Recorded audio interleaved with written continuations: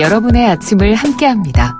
94.5MHz YTN 뉴스 FM 신율의 출발 새아침.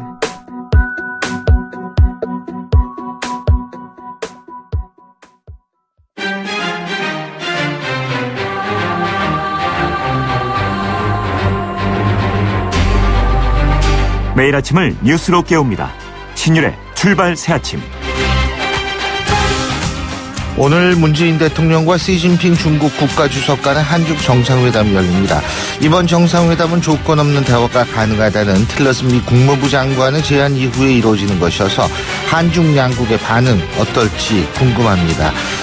그런데요, 이 틸러슨 미 국무부 장관의 발언, 과연 한반도의 위기가 한 곱이 넘겼다는 뜻일까요? 아니면 더욱 큰 위기를 앞둔 미국의 명분 쌓기용일까요? 자, 이 부분에 대해서 오늘 1부는 국회 외교통일위원회 소속인 더불어민주당 이석현 의원의 입장 들어보고요. 2부에서는 통일부 장관을 역임했던 분이죠. 국민의당 정동영 의원의 입장을 직접 들어보겠습니다. 그리고 8시 10분부터 시작하는 3부에서는 어제 정부가 발표한 임대주택 등록 문제에 대한 정부 측의 입장 들어보겠습니다. 신율의 출발 새 아침, 오늘 순서 시작합니다.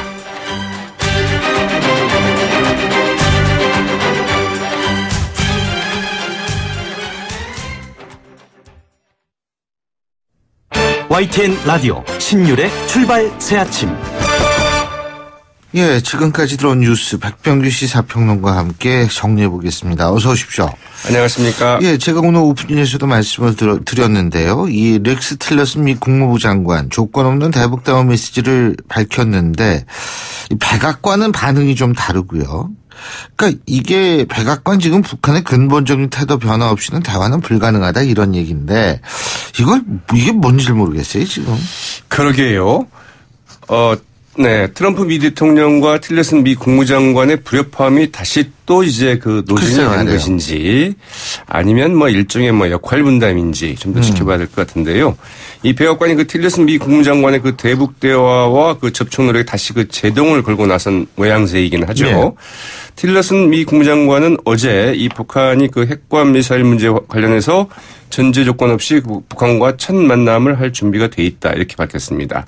또 이 북한과 그냥 만나자 당신이 원한다면 그 날씨 얘기를 할 수도 있고 이 사각 테이블인지 아니면 뭐 둥근 테이블인지 그 흥미를 갖는다면 그것에 관해 얘기할 수도 있다. 말하자면은 우리가 처음부터 어떻게 만날 것인가 이걸 가지고 이야기를 시작해도 좋겠다. 이런 이야기겠죠. 네. 그래서 이어서 그러고 나면 우리는 어디로 나아갈지를 그 다룰 그 로드맵을 펼칠 수 있다면서 이 핵미사일 프로그램을 그 포기해야만 그 대화할 수 있다고 말하는 것은 현실적이라고 생각하지 않는다. 트럼프 대통령 또한 매우 현실적이다. 이렇게 얘기를 하기도 했습니다. 이 파격적인 제안인데요. 이 도널드 트럼프 정부 출범 이후에 그 미국이 그 아무런 전제 조건 없이 그 북한과 회동할 수 있다고 공식적으로 밝힌 것은 이번이 처음이죠. 북한이 이제 이를 수용할 경우에는 한반도 정세의 그 중대한 그 분수령이 되지 않겠는가 이런 관측도 이제 그 나오고 있습니다만은 그러나 어제 이 백악관의 그 국가안보회의 그 NSC의 그 마이클 앤턴 대변인 로이터 통신과의 그 인터뷰에서 북한의 그 근본적인 행동 개선 없이는 북한과 어떠한 대화도 없을 것이라고 얘기를 했습니다. 또 지금은 그 북한과 그 대화할 시점이 아니라고 분명하게 선을 긋기도 했습니다. 백악관이 그 틸러슨 장관의 그 파격 제안을 인정하지 않겠다는 의미 아니냐. 이제 이런 해석들이 좀 나오고 있죠. 그런데 이게 역할 분담이라면 무엇을 위한 역할 분담이냐. 그러게요. 우리의 바람대로 한반도의 위기가 한꺼풀 꺾기 위한 그런 역할 분담인지 아니면 이 더 큰 위기를 대비한 명분 쌓기용인지. 근데 이게 참 낙관적이지 않은 상황이라는 느낌을 자꾸 받습니다. 이런 얘기가 나와도. 네. 네. 그 이유 중에 하나가 또 틸러슨 미 국무장관 이런 얘기를 했죠. 북한 급변 사태와 관련해서 중국과 협의했다. 그죠? 그러게요. 그래서 이 부분이 사실은 어제 틸러슨 미 국무장관의 그 조건 없는 대화 제의에도 불구하고 이게 거의 뭐 마지막 수순에 좀 이른 게 아닌가. 이제 이런 좀 관측을 좀 가능하게 하는 이런 대목이기도 한데요.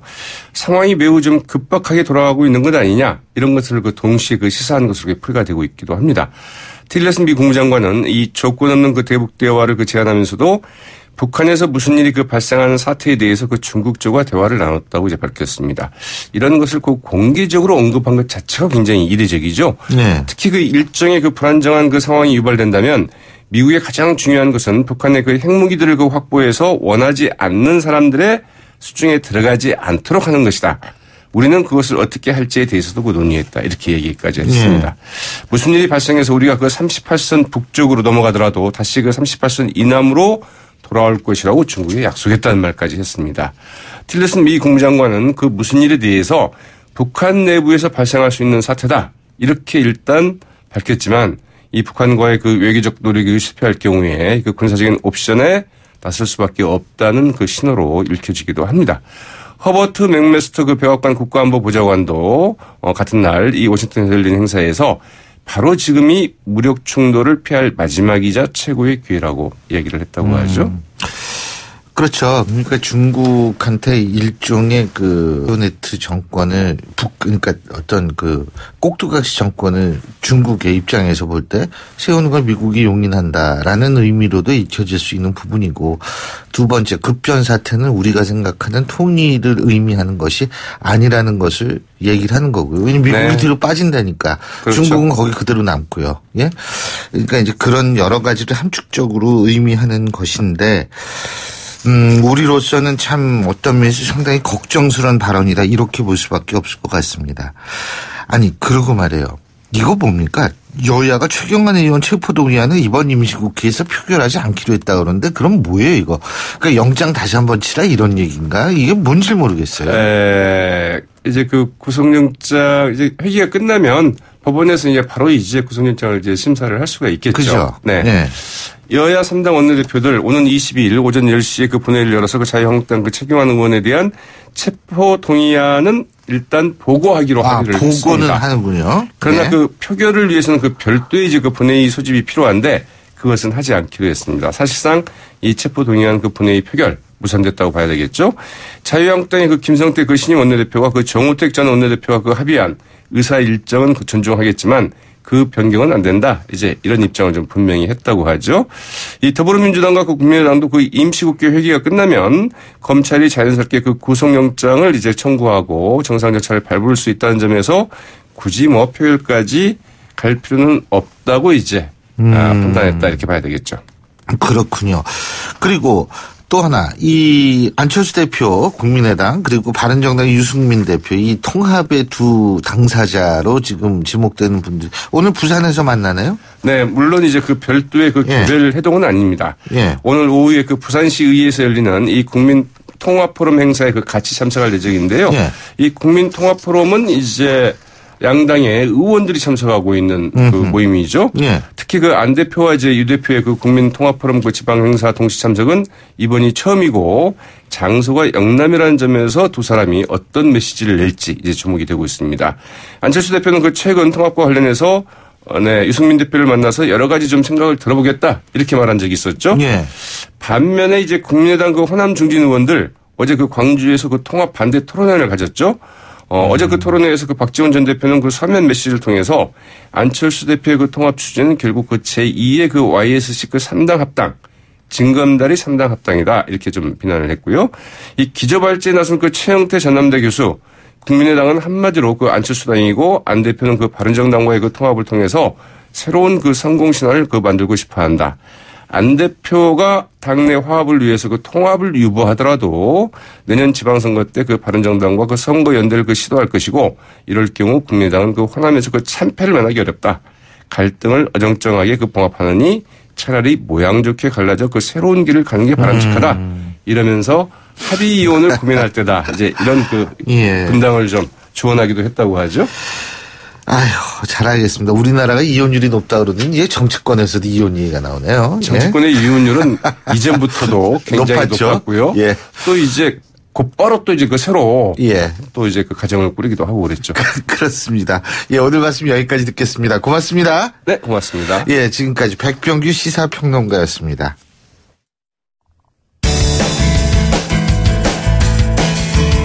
여러분은 지금 FM 94.5MHz로 방송되고 있는 신율의 출발 새 아침을 듣고 계십니다. 의견 주실 분은 짧은 문자 50원, 긴 문자 100원의 이용료가 드는 휴대전화 문자메시지 우물정 0945번으로 의견 남기실 수 있습니다.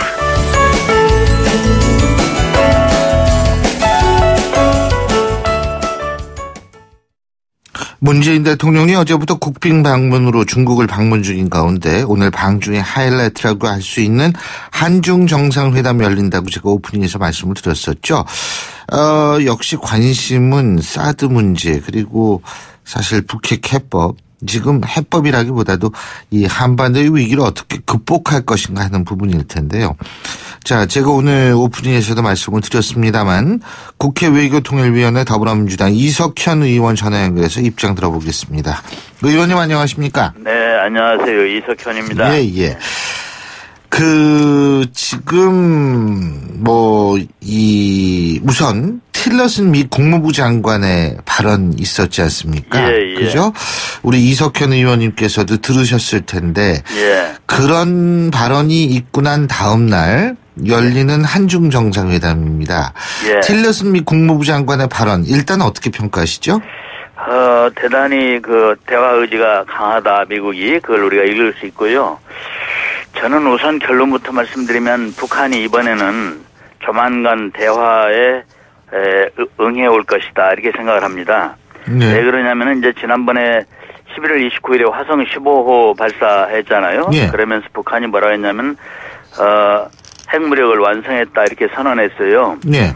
그건 이제 자기들 지금까지 대화를 기피해왔던 것은 이제 핵무력을 완성하는 것이 임박했다고 자기들은 이제 생각을 했던 건데, 근데 예를 들어 지난번에 숭타오 그 대북 특사가, 중국 특사가 방북했을 때 김정은이 면담 거부했잖아요. 네. 그건 왜 그러냐면은 이 핵무기 완성이 가까워 왔는데 지금 숭타오를 만나면 버나마나 뭐 핵미사일 쏘지 마라, 핵실험하지 마라 이런 얘기를 할 테니까. 네.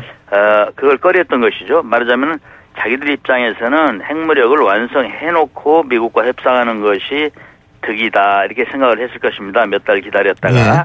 그래서 제가 그런 얘기 했어요. 이게 11월 29일에 쏘았는데 12월 1일에 제가 국회에서 우리 외통위할 때 외교 장관과 여러 사람들한테 뭐라 했냐면 지금이 대화하기에는 제일 적기라고 본다. 왜냐하면 북한이 자기들이 지금 이걸 핵무력을 완성했다고 선언했으니까 그게 사실이든 사실이 아니든 이제 대화할 의지가 있다는 걸로 봐야 된다. 그래서 미국이 성탄절 이전에 대화하자고 나서야 된다, 이런 얘기를 했었는데 공교롭게 또 틸러슨이 그런 얘기를 해서 저와 아마 인식이 같았던 모양이에요. 그래서 이번에는 북한이 대화에 응해올 걸로 저는 기대를 하고 있습니다. 백악관의 딴소리는 그러면은 역할 분담이라고 보시나요? 그래서 이제 저는 항상 걱정하는 것이 틸러슨하고 이제 트럼프하고 딴소리인데, 과거에도 핵 포기해야 대화한다고 하던 시절에 여러 달 전에 미국이 그럴 때도 한번 틸러슨이 그런 얘기를 한 적이 있어요. 핵 포기 아니라도 이 상태에서 더 이상 실험 안 하고 말하자면 핵미사일 개발 실험을 동결하면은 대화할 수 있다라고 말했었는데, 불과 3시간 뒤에 백악관에서 그때 또 이거는 아마 좀 미국 정치하고 다른 것이다, 이렇게 발표했던 적이 있었어요. 그런데 틸러슨이 그 뒤에도 가끔 틸러슨이 얘기하면 트럼프가 딴소리를 했었는데, 그거를 제가 미국 10월 추석 연휴에 몇몇 의원들이 미국 갔었지 않습니까? 예. 그때 이제 국무부 분들도 만나고 하원 상원 분들도 만났는데 그때 그런 얘기들을 하나가 쳐더라고요.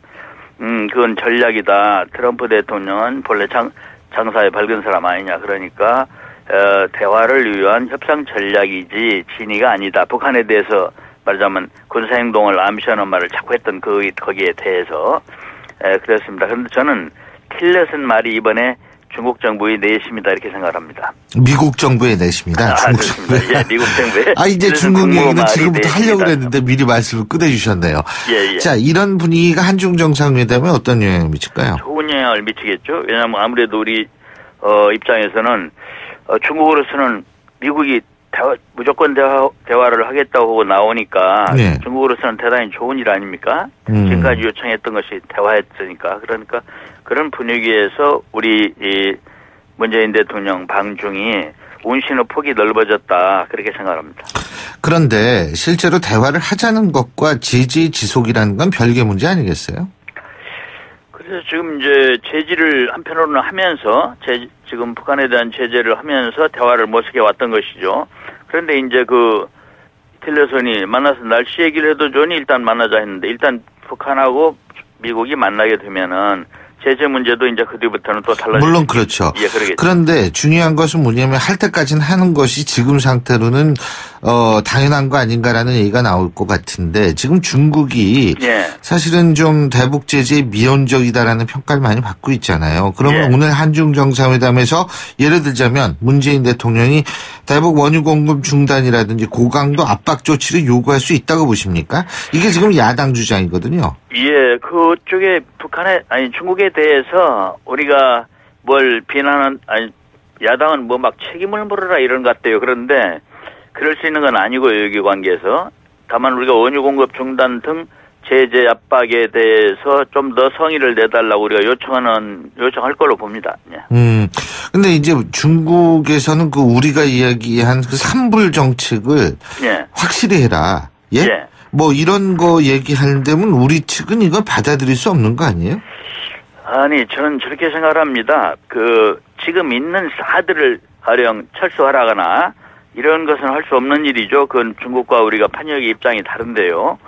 전에 왜 그 강경화 장관이 얘기했던 거를 10월 31일에 양국 정부가 공동 발표했던 거 있지 않습니까? 산불 얘기하면서 사드는 사드 문제대로 봉인해 두고 이제 서로 경제 교류 협력은 지속해 나가자는 그런 거. 그런 차원의 이미 발표했던 정도 차원의 얘기를 대통령이 저는 확인해 줄 수 있다고 봅니다. 확인해 줄 수 있다. 예. 원하면 확인해 줘야 한다? 둘 중에 어떤 겁니까? 저는 중국이 그걸 요구할 걸로 보고요. 말하자면 전에 우리 쪽에서는 남관표 청와대 안보실 차장하고 저쪽은 콩슈안유 부장조리였죠. 그렇게 예. 발표했던 사항에 대해서 대통령 입으로 말씀하는 것을 퍽 원할 겁니다. 거기에 대해서 좀 안심을 할 수 있게. 저는 그런 정도는 우리 대통령께서 중국이 요청할 때 우리가 그렇게 좀 말씀해 줄 수 있다고 생각합니다. 말하자면 그건 그거거든요. 사드 배치를 추가로 검토하진 않는다. 다만 지금 있는 사드에 대해서는 서로 입장이 다른 것을 서로 인정하는 것이거든요. 중국은 철수해야 된다. 그 대신에 뭐 얻는 게 있어야 될 거 아니에요?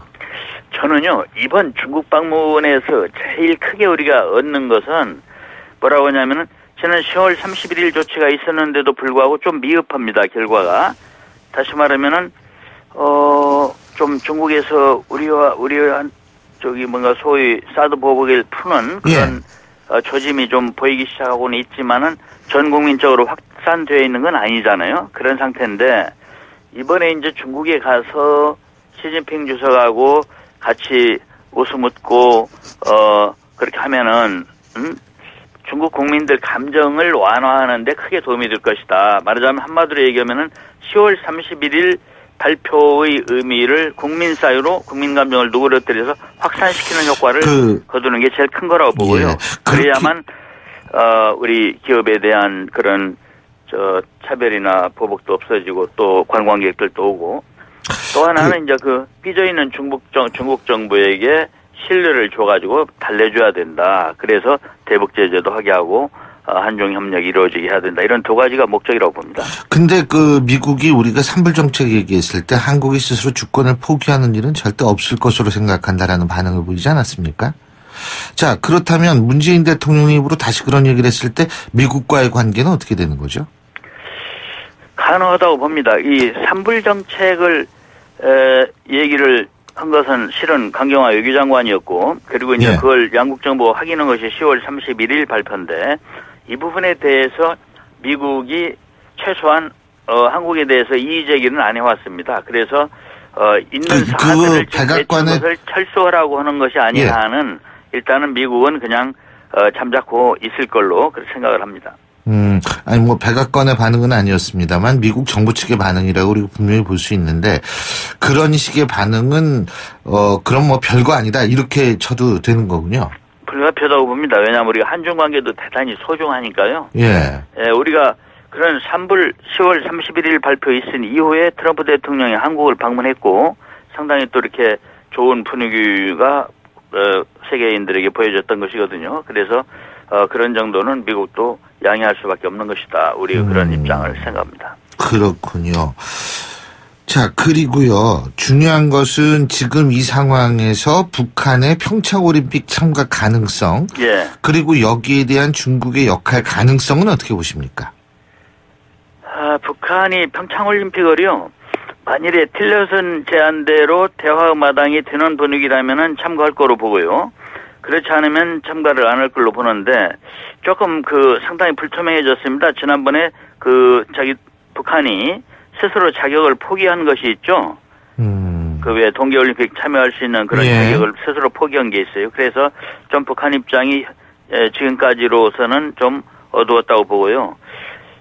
중국은 이제 우리 평창올림픽에 참석을 할 걸로 보고 있습니다. 예. 아니, 물론 중국은 참석하겠죠. 예. 근데 이제 중국이 북한의 참석을 좀 더 요구할 수 있지 않을까 해서 여쭤본 거고요. 그거는 이제, 우리가 하기 나름이다. 예, 적어도 지금 대화 분위기가 만일에 좀, 거기에 대해서 북한이 긍정적인 반응이 나온다면 그게 쉬워지겠고, 그러지 않더라도 시진핑 주석이 한국 평창올림픽을 오는 상황이라면은, 북한에 대해서도 상당히 권할 수 있다고 봅니다. 그리고요, 지금 어쨌든 한중 정상회담에서 미국 틸러슨 아까 얘기했던 국무부 장관의 발언, 이거 가지고 얘기하면서 우리 측이 자, 이제 이러니까 중국이 좀 북한한테 대화 테이블로 나오라고 얘기해야 되지 않겠네. 이 정도는 얘기할 수 있겠죠, 그죠? 그렇습니다. 예, 그러면. 그렇다면. 예. 이번 한중 정상회담 이후에, 북한과 미국과의 관계가 조금 달라질 가능성이 있다고 보시는 거군요.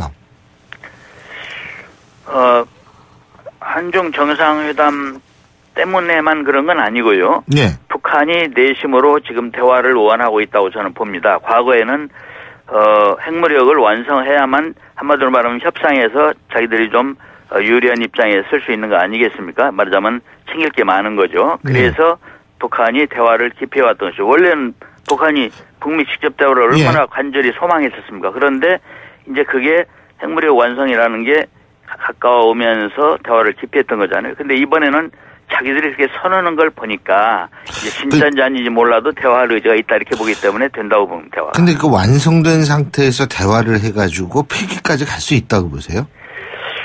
이제 그건 북한 입장에서 이제 볼 때 자기들이 그걸 본토 공격 능력을 갖춰가지고 협상하는 게 유리하다고 보는 거고 어떻게든 이것을 미국은 이제 이것을 이 대화라는 것이 1단계, 2단계 나가겠지만 먼저 이제 감정을 풀고 또 더 이상 또 이런 핵 실험 안 하고 미사일 실험 안 하고 그런데 결국 궁극에 가서는 이것을 동결시키거나 내지는 나아가서 그걸 폐기시킬 수 있는 정도로 협상이 이제 진전이 앞으로 나가야 돼요.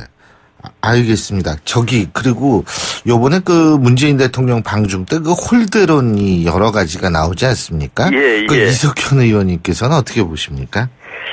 저는 어제 왜 난징 대학살 기념식에 시진핑이 간 거는 그건 어떻게 보면 우리가 충분히 양해할 수 있는 사항이라고 봅니다. 35만 명이 일본군한테 죽은 사건이잖아요. 그 일이 딱 의미 있는 80주년이라 별로 가게 돼 있었던 거고요. 그런데 이제 리커창 총리가 우리 문재인 대통령과 오찬을 좀 했는데 그것은 좀 조금 아쉽더군요. 아쉽고 그 포럼으로도 좀 찾아올 수도 있는 건데 좀 아쉬웠어요. 그래서 어떻든 좀 중국 정부가 삐져 있는 걸 우리가 알고 있지 않습니까? 사드 문제로 속이 뒤틀려 있는데 가서 대접받는 것도 중요하지만은 대접받는 것보다 속을 풀어주는 게 또 중요한 거기 때문에 우리 외교 목적이 한 예를 들면 박근혜 대통령 때 중국 갔을 때 얼마나 화려했습니까? 날마다 의상도 받고 있고 세계에 관심을 끌고 중국 정부가 또 따뜻하게 하는 모습이었는데 얻어온 것이 뭐 있었습니까? 완전히 외화 내빈이었거든요. 그래서 우리 외교 목적은 그때는 중국이 틀어져 있지 않을 텐데 지금은 사드로 완전히 틀어져 있으니까 중국이 틀어져 있는 걸 우리가 인식하면서 가서 누그러뜨리고 신뢰를 주기 위해서 대통령이 가는 거라 대접받을 생각을 할 필요는 없다고 봅니다. 알겠습니다. 오늘 말씀 잘 들었습니다. 고맙습니다. 수고하십시오. 지금까지 더불어민주당 이석현 의원이었고요. 신윤의 출발새 아침 1부 순서 여기까지입니다. 잠시 뒤 2부에서 뵙겠습니다. 소통의 아침을 여는 공정한 목소리 신율의 출발 새 아침. 신율의 출발 새 아침 2부 순서 먼저 광고부터 듣겠습니다. YTN 라디오 신율의 출발 새 아침. 예, 제가 앞서 오프닝에서 오늘 2부에서는 통일부 장관을 역임했던 국민의당 정동영 의원과의 인터뷰를 하겠다고 말씀을 드렸는데요. 저희가 인터뷰하기 전에는 보통 한 20-30분 전에 전화를 드려서 확인 전화를 하고 미리 전화를 걸어 놓습니다. 근데 정동영 의원 간의 통화가 되지 않았습니다. 저희가 그때 당시까지. 그래서 저희가 정말 고마운 분을 한번 모셨습니다. 이 정치학자로서 카이다 한국국방연구원에 오랫동안 연구위원으로 근무를 하셨고요. 또 국방부 차관을 역임하신 분이죠. 지금 우리나라 정치권에서 대표적인 안보 전문가라고 할 수 있는데요. 자유한국당 북핵위기 대응 특별위원회 간사를 맡고 있는 자유한국당 백승주 의원 전화 연결하겠습니다. 백 의원님 안녕하십니까? 예, 안녕하십니까. 경상북도 구미의 백승주 의원입니다. 백 의원님 감사합니다. 갑자기 또 저희가 인터뷰 부탁드렸는데 응해 주셔서 고맙습니다. 그 한중 정상회담 어떻게 보고 계십니까 이번에? 예, 한중 정상회담과 관련해서 이미 언론에도 많이 공개를 했습니다만 시기적으로 적절하냐 아니냐 네. 이런 논쟁도 있고 이미 회담 하기 전에 결과에 대해서 또 이런저런 이야기가 있습니다만은 저는 한중 정상회담 매우 중요한 회담이고 잘 되기를 바라는 그런 입장에서 지켜보고 있습니다. 그렇죠. 근데 지금 틸러슨 미 국무부 장관, 틸러슨 국무부 장관 같은 경우에는 조건 없는 프리컨디션이 없는 그런 대화를 북한과 할 수 있다. 이런 얘기하면서 북한이 핵을 그렇게 오랫동안 개발해 왔는데 그렇다고 해서 지금 당장 그걸 포기하겠냐. 이런 얘기까지 하지 않습니까? 어떻게 보세요? 우리 백승주 의원님께서는. 미국이 북한에 대한 요구 조건은 너무나 분명하고 선명합니다. 특히 트럼프 대통령 또 틸러슨 국무장관의 요구 조건 분명하기 때문에 조건을 특별히 이야기 안 해도 조건은 아는 것이고. 네. 그런데 그런 측면에서 하나의 큰 명분 축적용입니다. 국제사회라든지 미국 국내 정치권에서 북한과 제재 일변도 또 최대한의 제재를 높이고 또 군사적 옵션까지 얘기하는 이런 상황에서 그 이외의 방법에 노력했느냐 이런 질문에 답할 필요가 있어요. 북한이 또 응할 가능성도 별로 없지 않습니까? 네. 이런 측면에서 명분을 축적할 필요가 있다. 더 강력한 제재를 하기 위해서는 이런 노력도 했다. 이런 부분들이 필요하기 때문에 명분 축적용이라 저는 그렇게 보고 싶습니다. 명분 축적용이다. 또 다른 제재, 더 강력한 제재. 트럼프가 원하는 제재를 위해서는 명분 축적이 필요하기 때문에 그런 명분 축적용이라 이렇게 봅니다. 간단히 쉽게 얘기한다면 우리는 할 만큼 했다 이제. 그죠? 예. 우리가 할 만큼 하고 있고 또 그렇습니다. 우리가 할 만큼 하고 있다. 이것도 보여주기 위한 것이다 이렇게 볼 수 있습니다. 그렇군요. 자, 그렇다면 오늘 있는 한중 정상회담에서는 이 부분이 어떠한 영향을 미칠 거라고 보십니까? 이 부분에서 미국에 대한 어떤 중국의 강경한 불만이라든가 그런 중국의 비판적 입장을 완화시키는 또 중국이 미국을 비판할 수 있는 근거를 없애는 그런 역할에서 미국의 입지를 강화시켰다 이렇게 볼 수 있습니다. 미국의 입지가 오히려 강화가 됐다 이 말씀이시네요. 그렇습니다. 미국이 지금 미국 대화가 안 되는 책임을 북한에다가 이렇게 미룰 수 있음으로 공을 던졌다 이거죠. 당사자끼리 대화를 많이 해라 이런 이야기를 대화를 위한 노력을 해라 이런 이야기를 할 수 있는 또 목소리 낮아질 수도 있겠죠. 중국 입장이 미국 입장이 강화될 수 있다 이렇게 볼 수 있습니다. 그렇군요. 자 그러면은 오늘 있을 한중 정상회담에서 중국 측은 또 이런 그거 많이 보도가 된 건데 삼불 원칙에 대해서 대통령에 대한 입장 이런 얘기는 충분히 나올 가능성이 있죠. 이건 우리가 굉장히 이제 예민한 부분입니다만은 중국으로서는 그 삼불 입장에 대해서 문서로 합의하지는 않았다 하지만은 그 취지의 뜻에 이렇게 동의했다기 때문에 좀 더 그 외교부 장관 차원의 어떤 대답을 들은 데서 우리 대통령으로부터 산불 입장에 대해서 좀 확실한 입장을 들으려고 할 가능성이 많습니다만 우리 대통령으로서는 이런 입장을 가져야 된다고 생각합니다. 중국이 듣고 싶어하는 얘기만 해서는 절대 안 됩니다. 중국이 듣기 싫어하는 얘기, 주장을 할 필요가 있다. 예. 예를 들면은 중국은 항상 양비론적 입장을 갖고 있지 않습니까? 뭐 쌍중단이라든지 뭐 이런 거 말씀하시는 거죠? 아니죠. 지금 북한 핵 상황이 악화된 것은 북한만의 책임이 아니고 또 한미 훈련의 책임도 있고 양쪽의 책임이 있다. 이런 양비론적 입장을 가지고 또 해결 측도 지금 우리 진행자 신율 교수님께서 말씀하신 대로 북핵이 활동 도발을 중시하면은 한미 연합훈련도 중단할 필요 있고 또 축소할 필요 있다. 이런 양비론적 입장을 갖고 있는데 우리 대통령은 분명하게 북한 핵이 악화된 것은 북한의 책임을 더 강조할 필요가 있고 양비론적 입장이 적절하지 않다. 부당하다. 이런 입장을 분명히 보여야 될 필요가 있고 상준당 여부 이런 것은 이건 대한민국의 주권과 관련된 문제이기 때문에 거기에 대해서는 이건 주권의 문제고 우리가 군사훈련을 어떤 규모 어떤 시기 어떻게 하는 거에 대해서 중국이 얘기하는 것 적절하지 않다. 이런 입장을 분명히 전할 필요가 있다고 생각을 합니다. 네, 중국이 듣기 싫어하는 얘기를 하는 것도 아주 중요한 전략이다.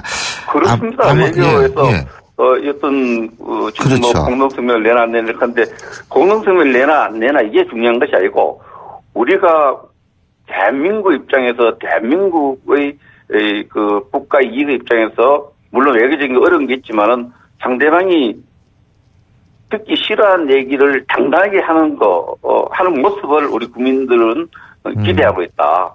그것이 중요하죠. 네. 근데 그 경제적으로 또 보복당하면 어떡하나. 이번에 뭐 엄청난 대규모의 경제사절단이 또 가지 않았습니까? 이런 걱정 때문에 할 얘기 못할 수도 있는 거 아니에요? 어떻게 보세요? 우리가 어떤 나라 관계에서 항상 이런 갈등들이 또 약간 입장 차이가 있을 수 있는데 본질적인 입장 중요하고 또 입장의 어떤 중요도가 다른 수 있어요. 먹고 사는 문제, 또 더 잘 사는 문제, 이런 문제보다는 죽고 사는 문제 더 중요합니다. 안보와 관련되는 문제는 죽고 사는 문제예요. 이 부분에 대해서는 더 잘 살기 위해서 경제적 이익을 두려워해서 우리 안보 문제에 대한 우리 입장을 분명히 변화시키는 거는 적절하지 않고요. 이 대한민국의 역사를 생각할 때는 또 미래를 생각할 때는 경제적으로 무역을 잘하고 교류를 많이 해서 더 잘 사는 것도 중요하지만은 더 중요하고 본질적에서는 안보 문제에서 양보하지 않는 결연한 입장을 우리 대통령이 갖고 중국에다가 따지고 당당히 얘기하는 것이 더 중요하다고 생각을 합니다. 간단히 말씀하셔가지고 그 생존이 있어야만 경제도 있다 이 말씀이신 것 같은데 그죠? 우리 교수님도 잘 알지 않습니까? 예. 국가 이익도 계급장이 있지 않습니까? 그렇죠. 뭐 여러 가지 계급장이 있지만. 이게 계급장이 있다고 말씀하시니까 확 들어오네요 그냥. 예, 핵심적인 이익이 있고 주변적인 이익이 있고 부차적인 이익이 있습니다. 그래서 안보는 제일 계급장이 높은 이익입니다. 본질적인 이익이죠. 그렇죠. 직접적으로 우리의 생존에 영향을 미칠 수 있는 문제죠. 예. 근데요, 그러면은 오늘 한중 정상회담 이후, 그리고, 틸러슨 미 국무부 장관의 발언 이후, 한중 정상회담 이후, 한반도의 상황은 어떻게 전개되리라고 예상하십니까? 한국과 중국이, 정상회담 이후에 북한에 대해서, 좀 더 강도 높게, 비판적 입장을 가지고, 원유 공급 중단에 대한 얘기 나올지 안 나올지 모르지만 이것도 처음 나온 얘기는 아닌데 우리 정부가 할 필요가 있습니다. 우리 대통령이 하고 이런 더 강도 높은 입장을 내고 틸러슨의 제안을 북한이 좀 진지하게 받아들여라. 미국과의 대화에 좀 나서라. 이런 압박을 해서 이것이 북한이 먹혀 든다면은 오히려 한중 정상회담 이후에 북한과 미국 간의 극적인 어떤 그런 서로 입장을 서로 조율하는 그런 것이 나올 수도 있습니다만 현실적으로는 뭐 그럴 가능성이 낮습니다. 그러나 한국과 중국의 정상회담에서 자칫 잘못 다뤄져서 예를 들면은 중국이 원하는 식으로 상중단 요구라든지 또 한미 동맹에 어떤 여러 가지 손상을 주는 이런 내용이 오갔다는 보도가 나오고 이렇게 될 경우에는 한국과 미국 관계가 조금 흔들릴 가능성도 있습니다. 이런 여러 가지를 고려해서 지혜롭게 한중 정상회담에 임하고 준비를 하고 있다고 봐야 되는데 잘 선택해야 됩니다. 그죠? 네. 그거 참 중요한 말씀이신 것 같아요. 한중 정상회담이 어떻게 되느냐에 따라서 한미 관계도 영향을 미칠 수 있다. 이거 참 중요한 부분인 것 같습니다. 그렇습니다. 한중 회담에 여러 가지 조금 전체적인 예. 그림과 내용 이 모든 것이 한중 관계 예. 또 북한의 입장을 설정하는데 예. 특히 한미 관계에 굉장히 직접적인 영향을 줄 수 있습니다. 제가 지난주에 일본을 갔습니다. 일본 의원들하고 만날 때도 이 한중 정상회담에 굉장히 관심을 갖고 있었습니다. 일본도. 알겠습니다. 오늘 이렇게 인터뷰 해주셔서 고맙습니다. 감사합니다. 예, 감사합니다. 예, 지금까지 자유한국당 백승주 의원이었습니다. 2부 순서 여기서 주고요. 3부에서 뵙겠습니다.